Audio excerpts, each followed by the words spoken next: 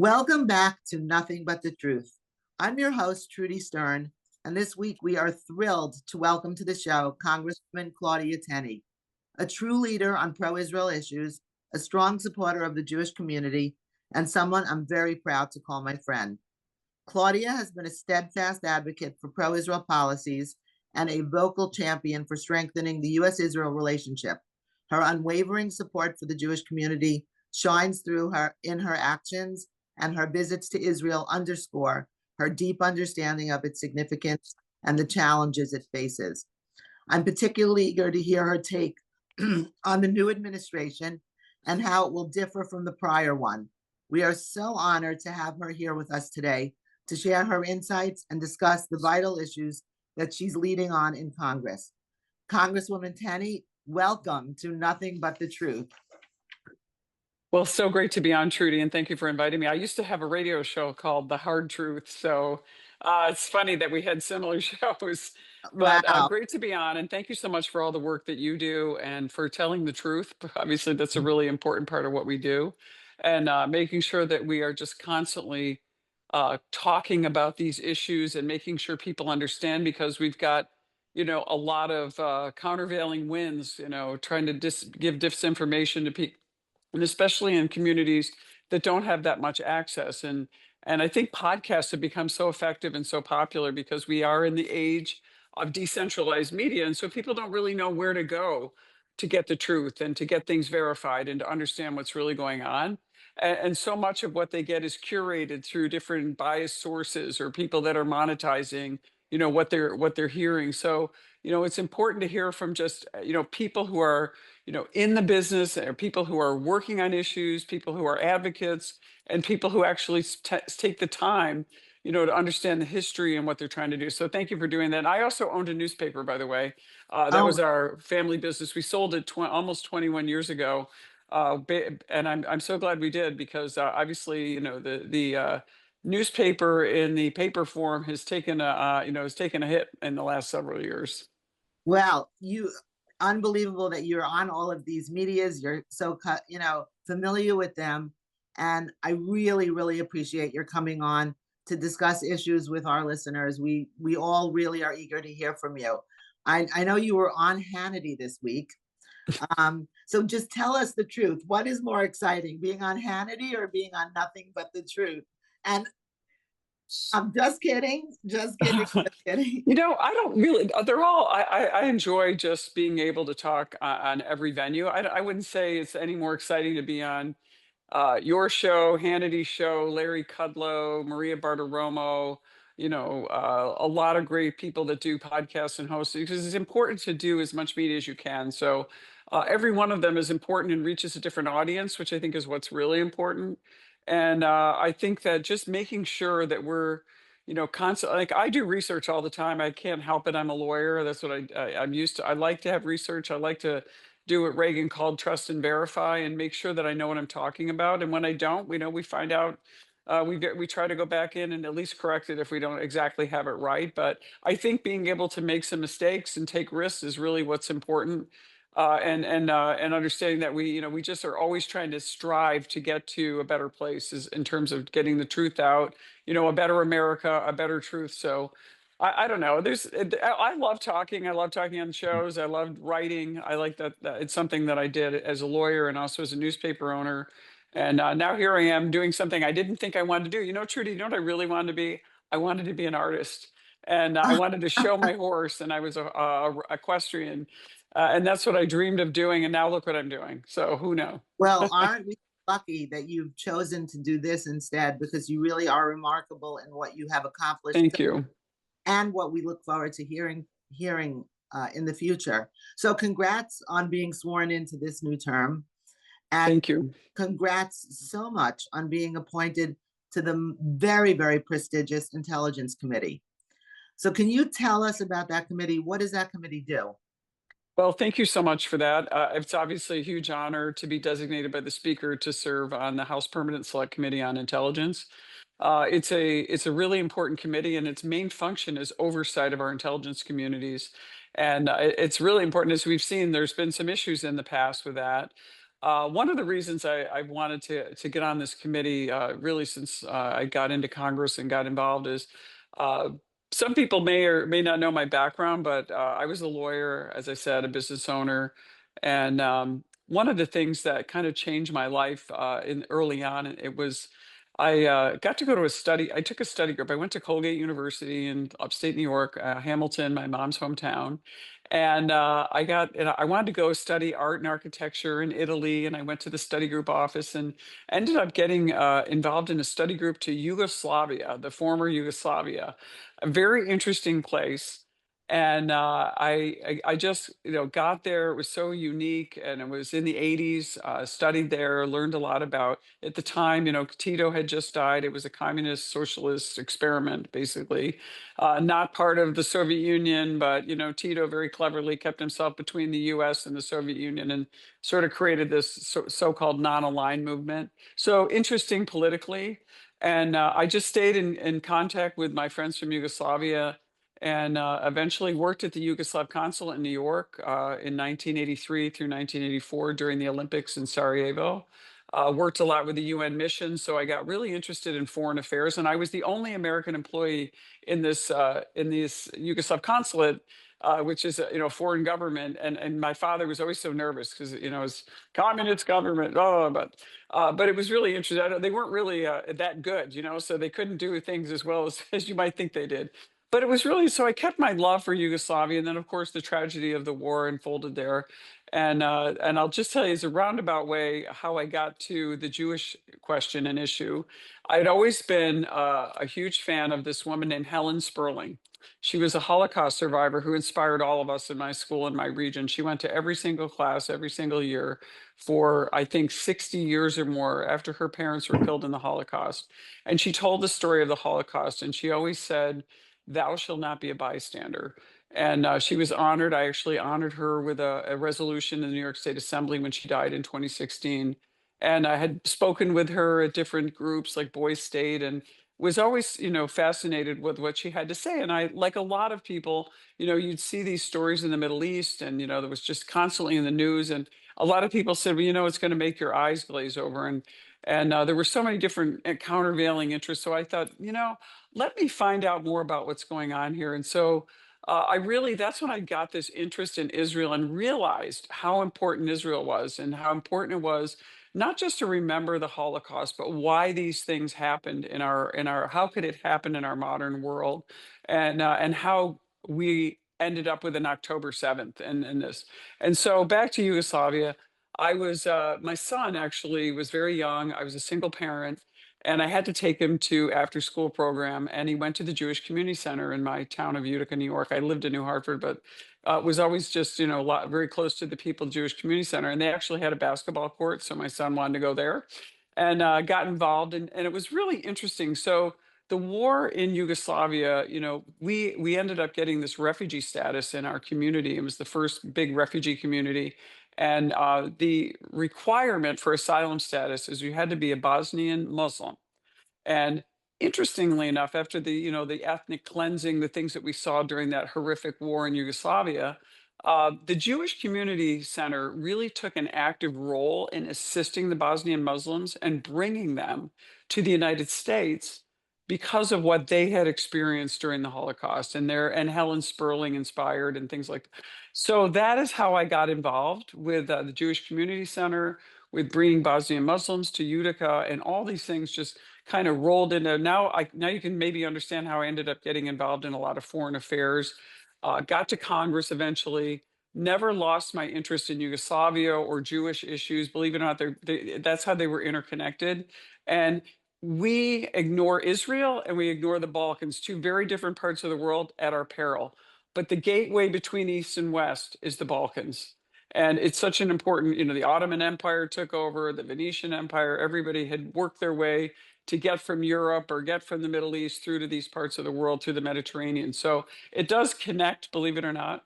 I know that's a long way of saying it, but I just got so inspired by so many people that I'd always wanted to go to Israel. I was always a big Mike Huckabee fan, but when I finally got into Congress, there was a special trip to go to Israel, and I got to go with Kevin McCarthy, which was a really interesting trip. He was the majority leader at the time, and it's the classic APAC trip that we all do, and it changes your life. I mean, it's a life-changing experience to realize how important this part of the earth is for everyone. For all the three Abrahamic religions, and it was really interesting. I came in during President Trump's administration and saw so many of the historic gains that we had, moving the embassy from Tel Aviv to Jerusalem, the strong work on the Abraham Accords, a really unusual type of agreement that really took a different approach that was so groundbreaking.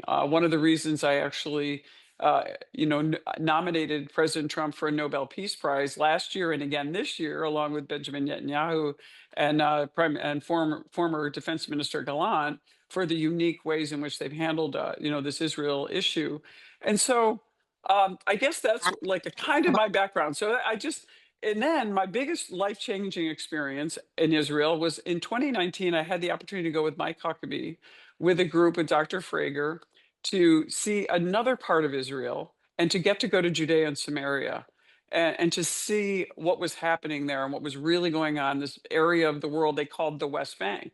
And that's what sort of changed a lot of things. And I said, why are we calling this the West Bank? This is the homeland of the Jewish people. This is the heritage of the Jewish people. And so I refused to call it the West Bank after 2019. And I got back into Congress in 2020 in another kind of crazy election and got sitting around one day and said, how do we change this? How do we talk about the truth and talk about honesty in this? And I said, maybe I could do a bill that would say that when we refer to the official records of the United States, instead of saying West Bank, we could say made in Judea and Samaria and referring to the region as Judea and Samaria, because it seemed to me that it was an attempt to erase the true Jewish heritage. I mean, and the history and to embrace, some of what these other forces were trying to do is eliminate from the river to the sea. And so that's how it all that and it just continues I never really thought it would take this much excitement, but then all of a sudden, the governor of Samaria reached out to me, Galad, and he said, "Claudia, who are you? Like, where did you come from?" And so we said, "Let's start a Judea and Samaria caucus," and so we did. And last week we kicked it off. We had a standing room only event.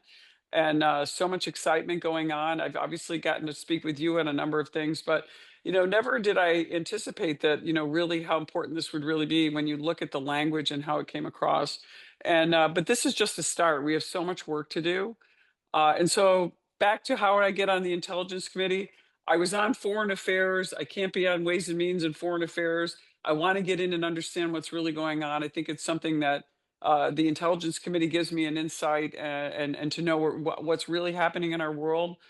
And I also have a son who's a Naval Academy graduate, who's also a Marine. He just became a major, and he works at the National Geospatial Intelligence Agency.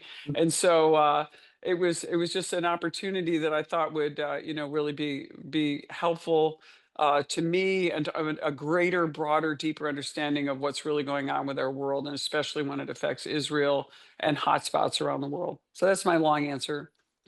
Well, no, that very, very fascinating and Yeah, really interesting. And, I think you were a great choice for the Intelligence Committee. And please may God watch over your son and keep him safe. Really incredible that he's also chosen service, to our country. thank you, Really thank you. wonderful. You mentioned caucuses. So can you tell us what the difference between a caucus and a committee is? Well, first of all, committees are officially created by the House of Representatives. So when you serve on a committee, you actually are vetting and putting forth legislation to be considered on the floor of the House. So a committee is actually official. A caucus is a group of like-minded people that can come together and actually stand for a different issue or a topic and really work harder on vetting those issues. And ultimately, you can produce bills out of these caucuses, going through meeting with stakeholders and people that are interested in that particular topic, get that to a committee. It's not official, and get that possibly drafted in a committee and present those on, on the floor. and maybe potentially get those voted on the House of Representatives, ultimately, to get to the main floor through the committee process. So a caucus is really more of a sort of a formation between members. A committee is an official required legislative body of the House. So our caucus is bipartisan. Yes. Well, they should be. We strive to have them bipartisan, and most are. Not all are, but most of them are. So we it's better if they're bipartisan. It's good to have them bipartisan because when you have a bipartisan buy-in, you're getting collaboration and the vetting of ideas through both sides. And so when you actually would ultimately, if you do come up with a product like a bill, that gives you a better shot of getting that bill passed on the floor in a bipartisan way, especially with the very narrow majority the Republicans hold in the House. And so, to me, that's why having bipartisan work on the caucus level can help to bipartisan work in the committee level. So have you seen, I mean, if we're only into this administration a few days. Right. So, I mean, I'm not sure that you've seen so much, but do you see a difference in the willingness of both parties to work together? I mean, under Biden, it was extremely partisan, and uh, it seems now we were both at the inauguration in D.C. I saw you there, and there was such an energy. It seemed like everybody felt like we're back to the business of America and America, creating a wonderful country and a unified country. Do you feel that yet? Do you see that? Well, I think that's something I feel with uh, our country. I don't know if I see so much of that with the Democrats buying into that yet because they're still resisting us at every level, whether it's on the House. They say they will not help us with our reconciliation bills to deal with taxation, the border, cutting unnecessary fraud, abuse, and waste in government, dealing with our energy policy that we have to reform.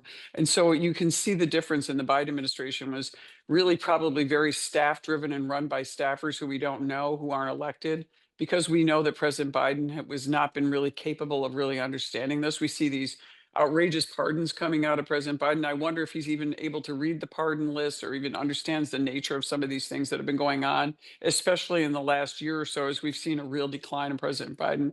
And then you see this dynamic leadership of President Trump coming in with tons of energy, tons of ideas, throwing things out there, willing to take bold action.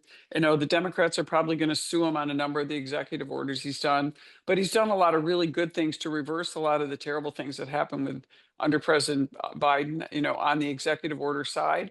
And he's tasked us in the House and Senate with our narrow majorities to try to solve these problems legislatively so that we can have acts of Congress and not an executive order that he can sign into law, which obviously have much better hierarchy when it comes to their resilience and their ability to be held up, say, if you were to end up in the Supreme Court and the challenges that the Democrats seem to be planning on doing. So I think it's very exciting. I think the American people are much more unified, especially with President Trump winning the popular vote, which wasn't expected, him winning all 7 swing states, which wasn't really expected.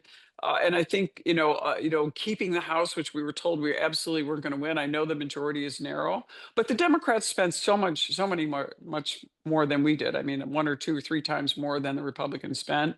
And I think there's a lot of interesting controversies over, Act Blue and where the money comes from, and those are things that are going to come under scrutiny. Obviously, with the Oversight Committee, there's so much happening. But I think you see this dynamic leadership on behalf of President Trump. And just an example, and I think you alluded to it in the earlier before we got on the air, is I've had a constituent named Ryan Corbett who's been held in a 9 by 9 foot cell in Afghanistan by the Taliban for 2 years, over 2 years. And we've been trying to work with President Biden, get in a meeting with him, working with him to get Ryan out of the cell. His wife, his children, everybody has been all hands on deck. We've done everything we could to try to bring awareness. I had his wife Anna as my a guest at the State of the Union. I had his children at the State of the Union. We wrote they delivered I think over 100 letters to President Biden from the children about please like let my dad come home, and we did not get a meeting with President Biden until my client or my client, I should say, my constituent, Anna Corbett, went to, sorry, I'm in my lawyer mode sort of, went to Mar-a-Lago, flew down there knowing that President Trump was there for the weekend, did numerous videos messaging to President Trump, and actually Biden agreed to do a meeting with her, hadn't agreed to meet with her at all, outgoing president, a week left of his term, and met with him and basically said, we don't have anything, we're sorry, but we can't get your husband out, we're not going to get him home. That day, and because of the evening before, I had met with President Trump and asked him if he would help Anna. She's out there in front of Mar-a-Lago. She's doing these videos pleading for help to bring her husband home to her children. That day, on Sunday, the day after I met with President Trump, right after President Biden met, Michael Waltz, the incoming national security advisor, by the way, still a member of Congress, not even sworn in yet, came and met with Anna and our liaison and everyone, and talked about the strategies that we needed to get Ryan home. And he was instrumental, Michael Waltz, in getting Ryan home. Ryan is in the United States on American soil. He's in with doctors and physicians to do the protocols that you need to do when you've been a prisoner, and they're doing that. But the family was reunited in San Antonio, and it was a beautiful moment, all because President Trump said, look, we are not going to tolerate our American hostages being held. We are not going to tolerate bullying and people keeping them there. And that's why you see our hostages from Gaza were released. Now, I'd like to see them all released. I think President Trump needs to continue to be extremely aggressive. I think we need to really continue to fight on that. I know it's great to see some of them coming home. And oh, by the way, at my Judea and Samaria caucus, I was able to meet one of the hostages and her husband. Keith Siegel is on the list to come home in the next round. And it was heartbreaking to hear her stories of what she witnessed at the hands of Hamas and these terrorist proxies, funded by Iran and these terrible policies because of Joe Biden. So it's just incredible. And, we're not going to give up, Trudy. I know you aren't, and people listening. We have got to there's no excuse for having American hostages held in these deplorable conditions, Americans being killed, other people being killed that were tortured and in so many cases murdered at the hands of Hamas. We have got to stand up strong. We've got to continue to build on the Abraham Accords. We have to go back to the maximum pressure campaign, make Iran cornered, give an opportunity for the people who are seeking peace and seeking a democratic Iran, give them the opportunity at the hands of this absolutely brutal, ruthless, murderous regime that is funding all this murderous activity, whether it's the Houthis, Hamas, Islamic Jihad, all around. This is terrible. This is something that we've got to fight for, and that is not. It's got to be relentless. And President Trump, I can't believe the energy he has.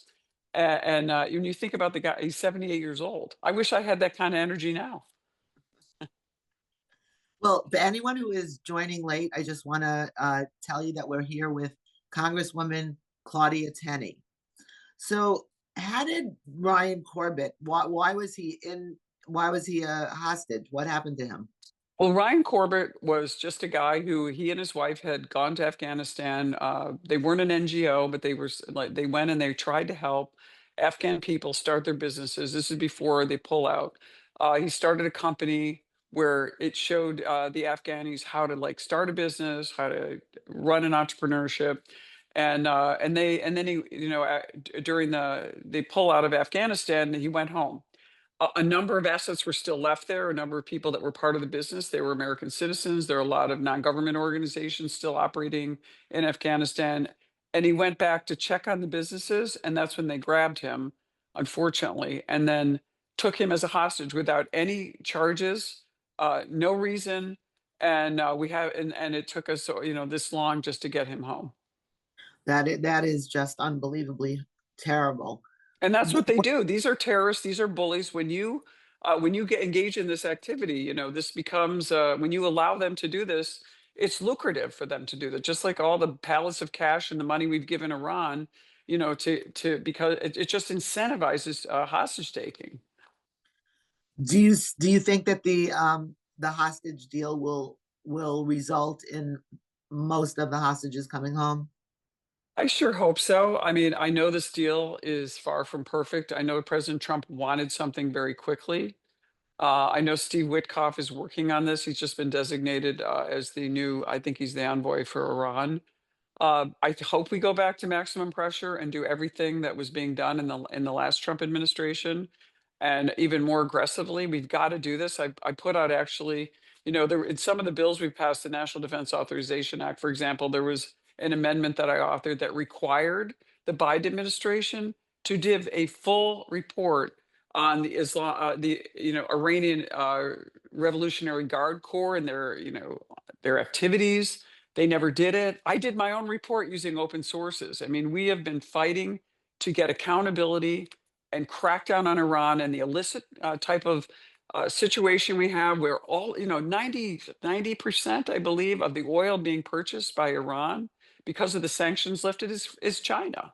So we lifted sanctions, $90 billion worth of sanctions. That has allowed Iran to continue to fund these terrorist proxies because their mission is to eliminate Israel and to destroy the United States. I mean, these aren't secrets. These are known. They broadcast this every day. Death to Israel, death to America. And we have to take them seriously. And that's what I think the Biden administration didn't do. And we have to do that now. I would like to see a more aggressive deal. I know that we didn't have everything that we wanted there, but now with President Trump fully in control right now as the president of the United States, I think we need to continue to fight to get all of the hostages home and to actually put even more pressure because I worry and I see that they truly aren't going to maybe live up to the deal. And I want to say that Israel has saved the West.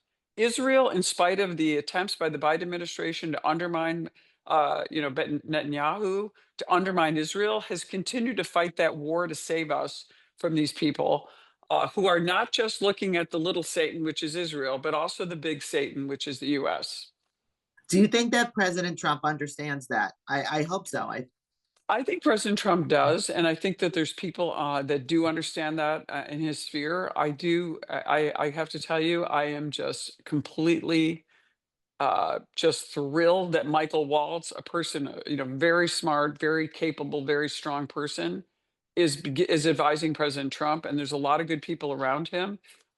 I understand that it's a little overwhelming. That everything, so many things are happening in these first few days. The executive orders, the changes, the clapback of the deep state saying they're not going to work, or the hiring freezes. All these things are they're not going to give up easily, but we have to be constantly on vigil and on this. And I do think there's some good people that are there in his sphere. And he's very open-minded. As you know, President Trump's willing to listen, but you just can they have the pedal to the floor all day, and we need to do the same and be even stronger than they are.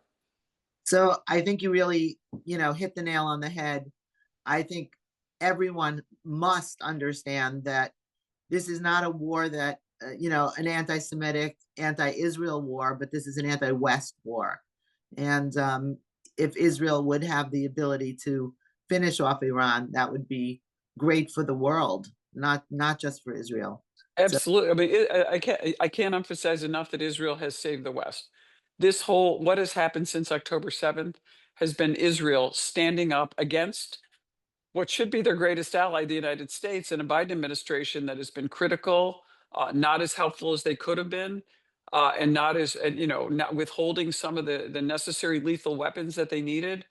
Struggling to get some of the bills I had in place and others like Mike Lawler to get the Iron Dome funding replaced. All these things, should have happened, and should have happened immediately. There shouldn't be a second thought, but you have compromised people, I think, in the Biden administration. And I want to make sure we don't have compromised people in the Trump administration.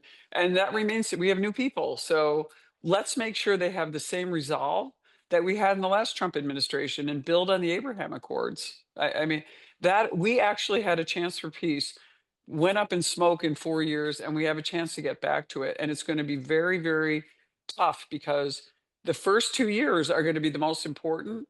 Historically, the House of Representatives tends to go against the party in power. So we could very well lose the House and we get embroiled in impeachments and go back and lose all the ground we're going to gain in the next 2 years. So that's why sticking together now, having a unified House, having a unified message, having the strength and resolve that we need to support the president's mission that got him the popular vote and won him the election. We have to do that, and we have to stick together as Republicans right now because it doesn't look like the Democrats are going to join with us. There may be a few on some votes, but isn't this about America and everyone? Why aren't some of these Democrats joining with us? We'll see. It remains to be seen. Hopefully, we will see, because the election really spoke for itself. The people spoke for themselves, and I think that um, you know, if the Democratic Party would like to, uh, take back some of their seats, or become more powerful again, they're going to have to understand that uh, they need to address the issues of the people of the country. I Um, agree. I agree. I think we may see some support on that side. There's some very pro-Israel Democrats that I think maybe didn't stand out before because of the Biden administration that may stand out now. And we will do everything we can to encourage them to do so. It's critically important that we support Israel, our greatest ally in the Middle East, the only democracy. I mean, this is not this is not something that we could really need to debate. This is just obvious, and it's so important. And I just appreciate. I mean, I know there's a lot of great people out there that are advocates, but it's all hands on deck right now. And I think we've got to do this in 2 years, where we don't have a lot of time left, and we also have to continue to educate people. Which is why I was going to tell you, like, if anyone in listening, if you go to my website, it's tenney.house.gov, Tenney, like J.C. Penney with a T. uh, I explain every vote in the House of Representatives. I'm very transparent. I come out right away with, my positions, my bill sponsorships, my positions on breaking legal issues, breaking bill issues, breaking political issues. We weigh in right away. You can go to my vote explanations. I'm still the only one that explains every vote in detail, constitutionality, why I voted. Obviously, as a Republican, I vote Republican, but I give you what the vote is about. You may disagree. I have Democrats who read my vote explanations and say, I like the explanation. I would have voted the other way. But nonetheless, we put it out there because we have to be self governing. We have to understand that our republic relies on us to understand how our system works, what our bills are, how we vote, and that our representatives have to be accountable to each person that is represented. Give us that website one more time. It's Tenney, Tenney.house.gov. Amazing. Every Also, at Claudia Tenney, I'm on all my social media platforms, also have the vote explanations. Well, everyone should be going to that and really seeing what you say. Yeah, thank you. And I urge them to do it. I have people all over the world that watch my vote explanations. I make it easy. You don't have to go to congress.gov. You don't have to try to figure it out. I give it all to you in plain language, as much as we can. Well, so sadly, this comes to the end of our program.